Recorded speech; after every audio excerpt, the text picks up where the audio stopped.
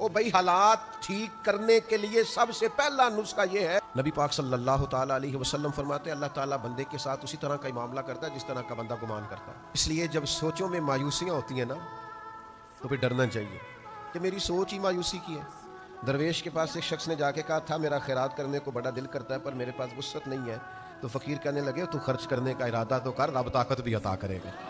اللہ کے ساتھ آپ جس طرح کا گمان کرتے ہیں، کچھ لوگ ایسے ہیں زندگی مسکین پر کے گزارنا چاہتے ہیں، ہر وقت دکھ ہی دکھ، پریشانی پریشانی، حالات بڑے خراب ہیں، بس جی کیا بتاؤں جی، میں قدم آگے کرتا ہوں میرا قدم پیچھے جاتا ہے، محنت بڑی کرتا ہوں پھر بھی حالات ٹھیک نہیں ہوتے۔ او بھائی حالات ٹھیک کرنے کے لیے سب سے پہلا نسخہ یہ ہے کہ تو اپنا گمان ٹھیک کر،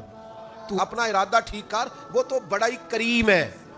اس کی طرف تو جو چل کے جاتا ہے اس کی رحمت دوڑ کے اس کا استقبال کرتی ہے۔ اچھا گمان، اچھی سوچے، رب جب بھی کرے گا فضل والا معاملہ ہی کرے گا، رحمت والا معاملہ ہی کرے گا۔